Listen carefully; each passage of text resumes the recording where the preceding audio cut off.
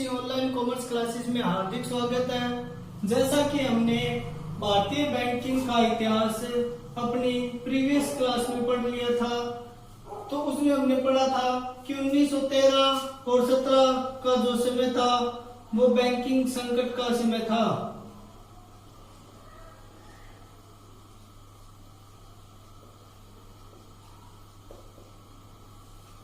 जो आज की हमारी क्लास रहेगी दोस्तों, वो आरबीआई के बारे में रहेगी, भारतीय रिजर्व बैंक के बारे में।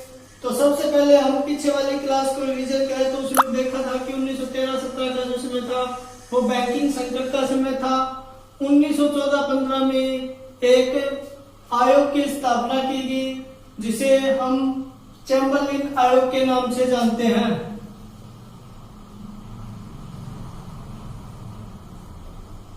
आयोग के नाम से जानते हैं। ये जो चैम्बरलिन आयोग थी, इसकी मांग थी कि एक केंद्रीय बैंक हो।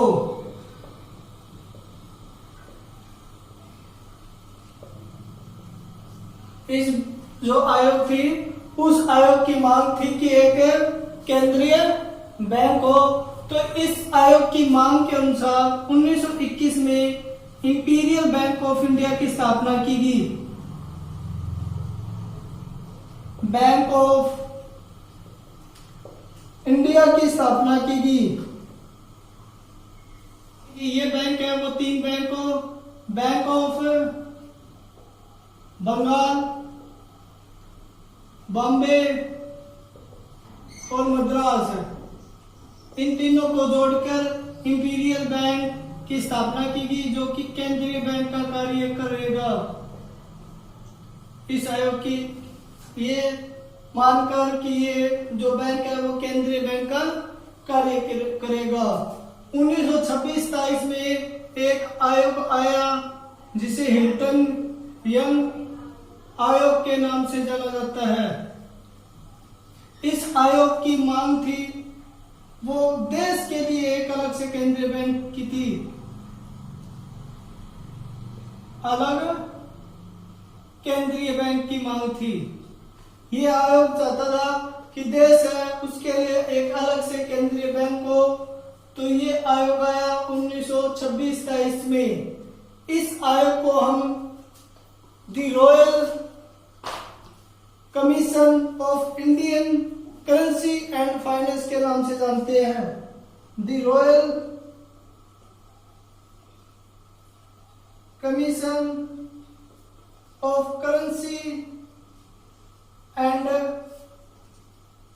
फाइनेंस के नाम से भी जानते हैं। इस आयोग की सिफारिश पर एक अधिनियम तैयार हुआ जिसे अधिनियम 1934 का नाम दिया गया। इसे अधिनियम 1934 अर्थात आरबीआई एक्ट 1934 का नाम दिया गया। इस अधिनियम के अनुसार ही 1 अप्रैल 1935 को एक निजी बैंक के रूप में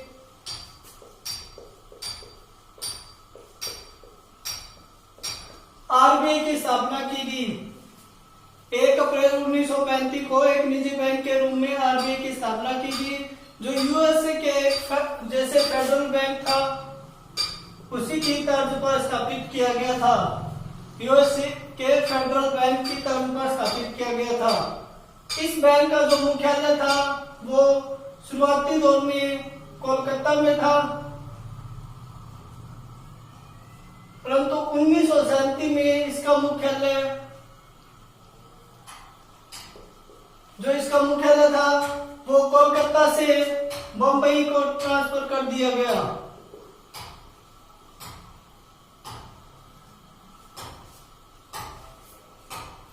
तो शुरुआती दौर में इसका जो कार्यालय था वो कोलकाता में था, जिसे बाद में 1937 में मुंबई में हस्तांतरित कर दिया गया।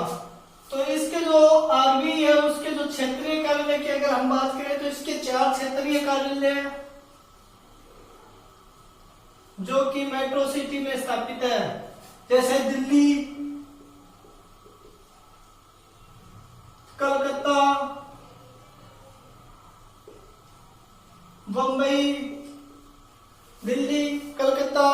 और चेन्नई। ये जो 4 मेट्रो सिटी थी उसमें इनके क्षेत्रीय कार्यालय भी है, जो आरबीआई है उसके। मुख्यालय है वो कलकत्ता में था स्टार्टिंग में, परंतु 1937 में जिसे मुंबई में स्थानांतरित कर दिया गया। और इसके जो क्षेत्रीय कार्यालय की बात करें तो इसके 4 क्षेत्रीय कार्यालय है, दिल्ली, कलकत्ता, मुंबई और चेन्नई। और इसके जो उप क्षेत्रीय कार्यालय है वो उनकी संख्या जो है वो 19 है।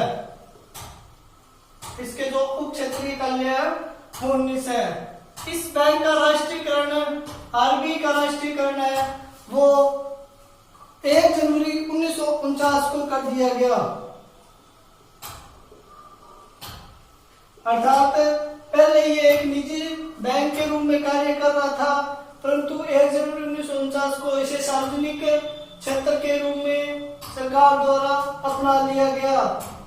तो ये इसका इतिहास था कि कब इसका स्थापना हुई थी, कब इसका जो क्षेत्रीय कार्यालय कहाँ पे है, उप क्षेत्रीय कार्यालय कहाँ पे है, इसका राष्ट्रीयकरण कब किया गया। दोस्तों जो आरबीआई है उसको एशियन क्लियरिंग यूनियन का सदस्य भी माना जाता है। एशियन क्लियरिंग जो यूनियन है उसका सदस्य भी माना जाता है। इसके अलावा जो अगर हम आरबीआई के प्रबंध और नियंत्रण की बात करें तो इसका प्रबंध और नियंत्रण वो कैसे किया जाता है, तो इसके बारे में हम डिस्कस करेंगे इस क्लास में।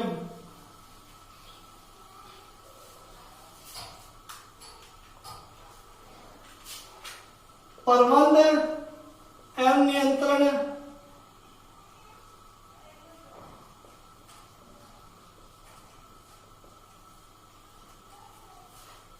अगर हम आरबीआई के प्रबंध और नियंत्रण की बात करें तो आरबीआई का प्रबंध और नियंत्रण है वो 21 सदस्यों के द्वारा किया जाता है। मतलब इसके प्रबंध और नियंत्रण में 21 सदस्य होते हैं, जिसमें एक गवर्नर, 4 डिप्टी गवर्नर, 4 क्षेत्रीय जो कार्यालय के निर्देशक है वो होते हैं इसमें,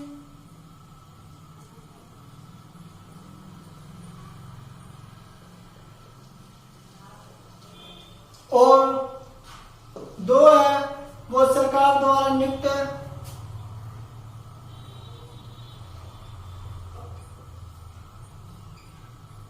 वित्त मंत्रालय के सदस्य है।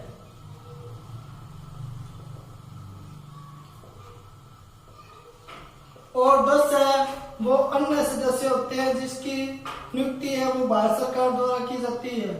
अन्य नियुक्ति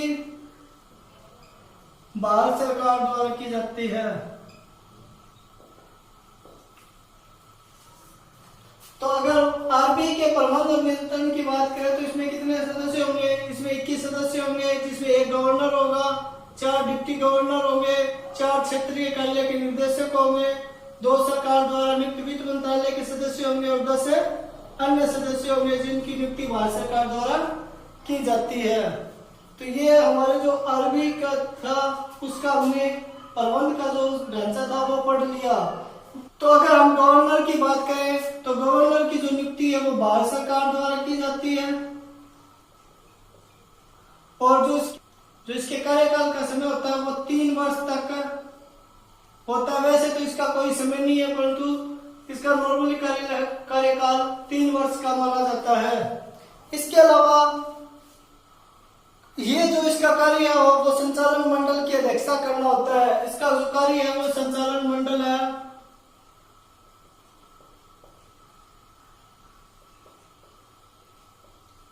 अध्यक्षता करना है,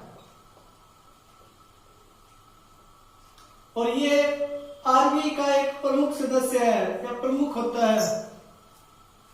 तो हमने गवर्नर के बारे में पढ़ा है कि जो गवर्नर है वो भारत सरकार द्वारा नियुक्त किया जाता है। इसका कार्यकाल 3 वर्ष का होता है और ये संचालन मंडल की अध्यक्षता करता है, और ये आरबीआई का एक प्रमुख होता है। अगर हम बात करें कि जो आरबीआई है उसके जो कार्य क्या है, तो उनके कार्य की अगर हम बात करेंगे तो उससे पहले जो नॉर्मली रूप से जो आरबीआई है उसके बारे में हम जानना चाहेंगे कि आरबीआई वो कितने देशों का केंद्रीय बैंक रह चुका है। तो आरबीआई है इससे पहले जो देश हमारे देश है उससे पहले पाकिस्तान और म्यांमार, जिसे वर्मा पहले कहते थे, उसका भी एक केंद्रीय बैंक के रूप में सदस्य रह चुका है, वो उनका केंद्रीय बैंक रह चुका है।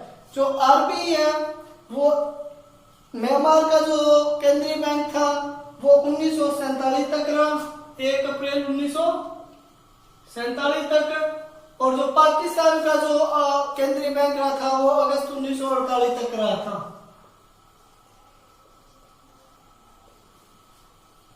इसके अलावा आरबीआई का जो लेखा वर्ष होता है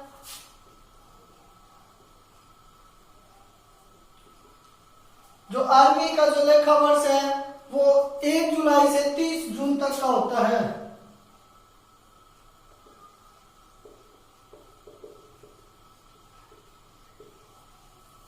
आरबीआई के लेखा वर्ष का कार्य है वो 1 जुलाई से 30 जून तक होगा। इसके अलावा जो आरबीआई है उसके कार्य पढ़ेंगे हम हमारी इस क्लास में।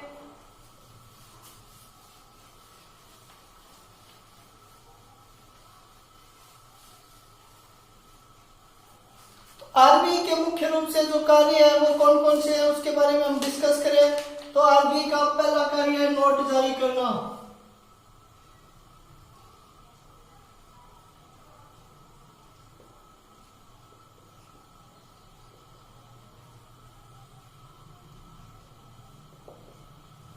दूसरा कार्य है बैंकों का बैंक। इसके अलावा आरबीआई है वो सरकार का बैंक है।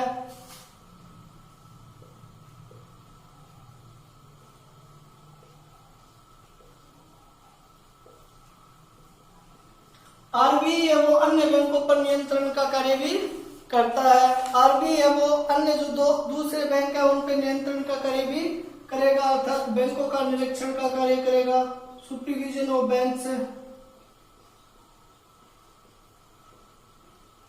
इसके अलावा जो आरबीआई है वो समाशोधन गृह का कार्य करता है।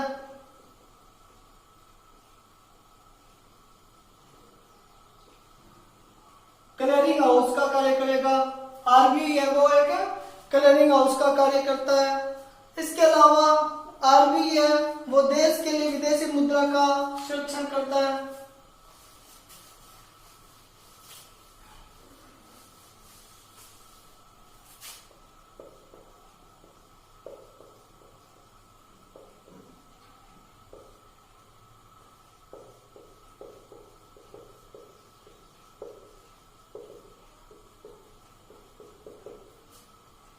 आरबीआई है वो अंतिम ऋणदाता है। आरबीआई है वो आंकड़े इकट्ठे करने का कार्य करता है देश के लिए, वित्तीय आंकड़े।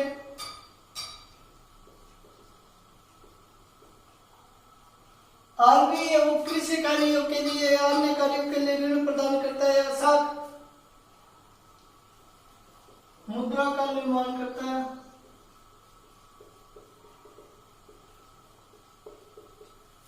तो ये जो आरबीआई के वो मुख्य रूप से कार्य है, सबसे पहले नोट जारी करना।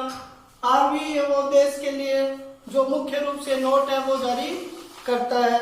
आरबीआई है वो मुख्य रूप से 9 श्रेणी के जो नोट है उनको जारी करता है। 9 श्रेणी के जो नोट है, 2 रुपए, 5 रुपए, 10 रुपए, 20 रुपए, 50 रुपए, 100 रुपए, 200 रुपए, 500 रुपए और 2000। 1 2 3 4 5 6 7 8 9, इन 9 श्रेणी के जो नोट है उनको जारी करने का कार्य करता है जो आरबीआई है वो। इसके अलावा जो आरबीआई है वो अधिकतम 10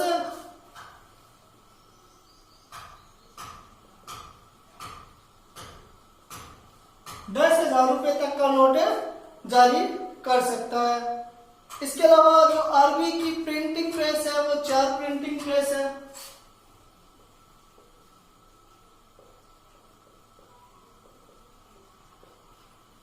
आरबीआई की प्रिंटिंग प्रेस की अगर हम बात करें तो आरबीआई की 4 प्रिंटिंग प्रेस है, जिसमें से 2 आरबीआई के अंडर है और 2 भारत सरकार के अंडर है।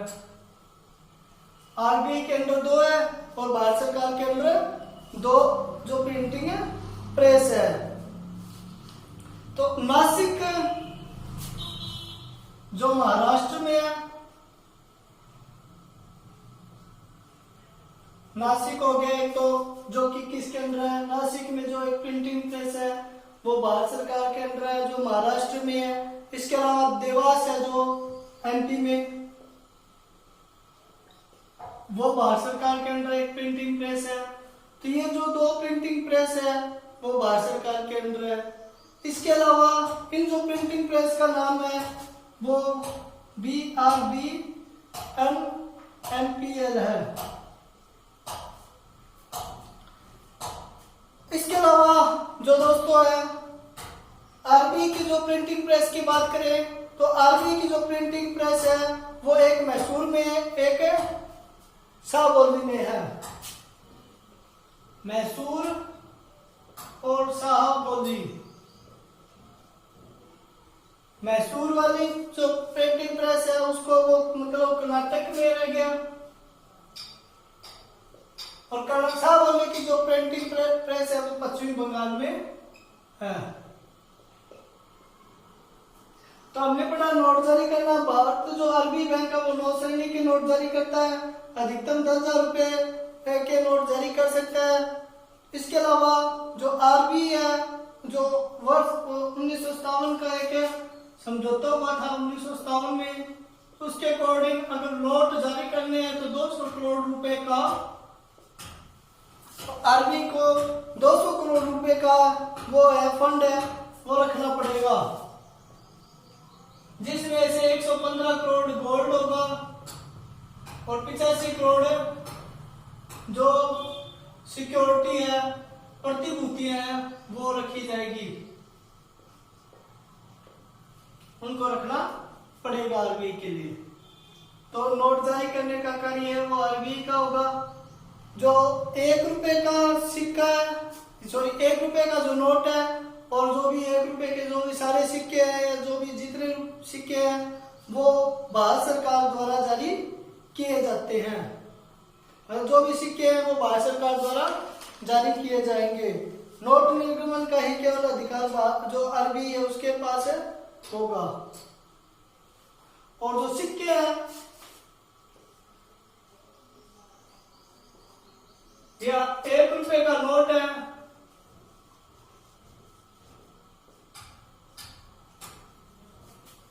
वो आरबीआई जारी नहीं करेगा, नॉर्मल ये बदला रहता है।